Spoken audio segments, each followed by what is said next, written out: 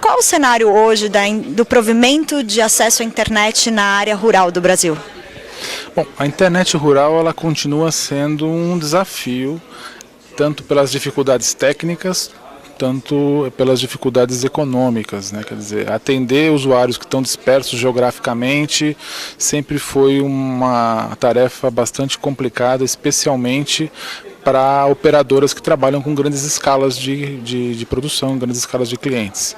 Então, a gente ainda está carente de uma política pública uniforme para o país todo, para o atendimento às áreas rurais, e nós percebemos iniciativas pontuais, né? Historicamente, a gente tem um atendimento via satélite, né, que a internet via satélite é uma aplicação que tem algumas dificuldades técnicas, é uma aplicação cara, é uma aplicação que tem limites de velocidade, limites de desempenho, restrições, por exemplo, meteorológicas, em caso de chuva, por exemplo, é uma dificuldade de comunicação.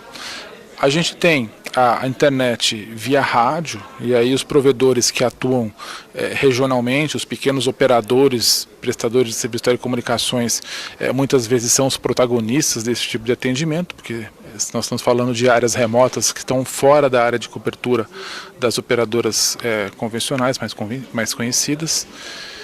E essas aplicações via rádio acabam sendo muitas vezes a única solução para essas regiões remotas, né? E o que pode ser um problema para o usuário acaba sendo uma oportunidade de negócio para esses empreendedores locais. Por quê? Porque eles têm um perfil de cliente bastante interessante, eles têm um perfil de cliente que tem uma demanda muito forte para esse tipo de segmento, onde a competição e a massificação é pequena. Então é um nicho muito bom de trabalho dos provedores locais, dos provedores regionais. Paralelamente a isso, a gente percebe o crescimento no Brasil também da utilização das redes celulares como única forma de acesso à internet em regiões rurais e áreas remotas. E nós na Abranet identificamos uma cadeia de fabricantes de equipamentos que são dedicados a isso. Equipamentos que inicialmente foram pensados como equipamentos de uso exclusivo das operadoras, das prestadoras do serviço móvel pessoal, e que hoje têm sido equipamentos utilizados pelo próprio consumidor. Quer dizer, o usuário nas áreas rurais ele adquire equipamentos como, por exemplo, antenas, reforçadores de sinal, cabos, roteadores, e ele constrói uma infraestrutura na área rural para conseguir ter o acesso à internet, o acesso muitas vezes até à rede de telefonia, né? Então, esse é um segmento que a gente tem estudado. No evento nós tratamos e debatemos inclusive a questão da regulamentação, da certificação de alguns tipos de produto, né? Então, alguns produtos hoje que são de uso comum dos usuários, muitas vezes são interpretados pelo agente regulador como equipamentos exclusivos para uso das operadoras. O que muda, o que está divergente da realidade do país. Só para você ter uma ideia, a gente tem hoje no Brasil perto de 500 mil equipamentos reforçadores de sinal celular ou antenas externas ligadas em áreas rurais para esse tipo de atendimento. Isso dá uma base de 2 milhões de usuários. Então a gente tem hoje no Brasil em torno de 2 milhões de pessoas que só conseguem acessar a internet ou acessar as redes de telefonia móvel através de antenas externas e equipamentos que amplificam o sinal das redes móveis, né? Você comentou que isso pode ser uma oportunidade para os provedores. Eu queria que você fizesse um balanço entre as oportunidades para se investir e entrar na área rural e os desafios que eles enfrentam.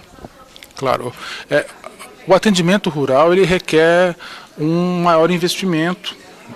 As instalações individualmente, pelo fato dos usuários estarem dispersos numa grande região geográfica, vão requerer mais investimento para atender uma quantidade menor de clientes. Por outro lado, a vantagem é que é um segmento onde a competição não é ainda muito grande, você não está competindo com empresas que massificam o acesso nas áreas urbanas. Muitas vezes os grandes prestadores de serviços de telecomunicações sequer têm interesse em atender essas áreas. Então, quando a gente olha sob o ponto de vista do investimento, da fidelização do cliente, esse é um tipo de cliente que preza muito pelo atendimento local e pela qualidade. E, na verdade, é impossível se ter um atendimento de internet rural sem uma operação local. Então, quando a gente pensa em um grande operador nacional para a internet rural, a gente não vê isso em lugar nenhum no mundo, né? Então, por natureza, um operador de internet rural é uma empresa regional, é uma empresa local próxima do cliente.